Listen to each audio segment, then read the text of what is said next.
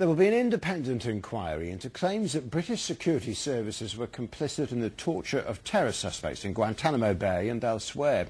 The inquiry, to be led by a judge, may hold most of its hearings in private and is expected to last for a year.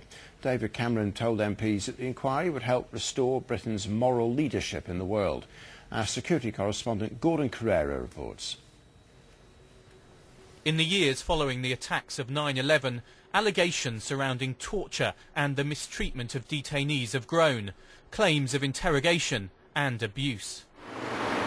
The charge against British intelligence is not that its officers tortured anyone themselves, but that they turned a blind eye to what others might have been doing. Thank you, Mr. Speaker. This afternoon, the Prime Minister made clear he wanted to draw a line under the past. The longer these questions remain unanswered, the bigger the stain on our reputation as a country that believes in freedom and fairness and human rights. That's why I'm determined to get to the bottom of what happened. The intelligence services also are keen publicly to establish their principles and their integrity. MI5 and MI6 officers were sent abroad to places like Pakistan, Afghanistan and Guantanamo Bay to interrogate prisoners whom they thought might have intelligence about fresh attacks.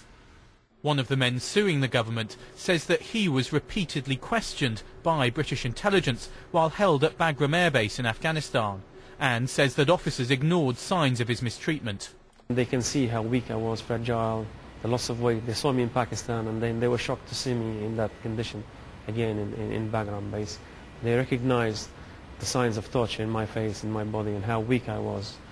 The inquiry will begin only if the former detainees agree to drop their cases. But in return for doing so, they may be paid compensation. The three-strong panel will be led by a judge, Sir Peter Gibson, who already reviews the work of the intelligence community. And it's been asked to report back 12 months after it starts work, avoiding the lengthy example set by the Bloody Sunday inquiry. Lawyers representing the detainees say openness is vital. When we conflate national security with political embarrassment, that's the worst aspect of the last 10 years.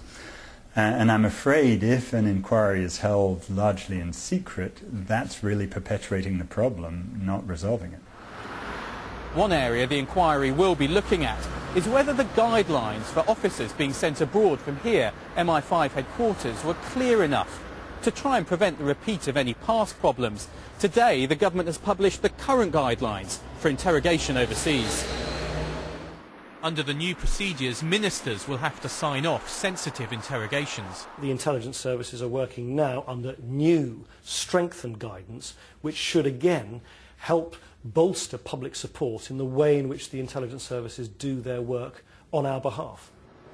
The government will be hoping that an inquiry offers a way of resolving this difficult chapter quickly and of establishing what really happened. Gordon Carrera, BBC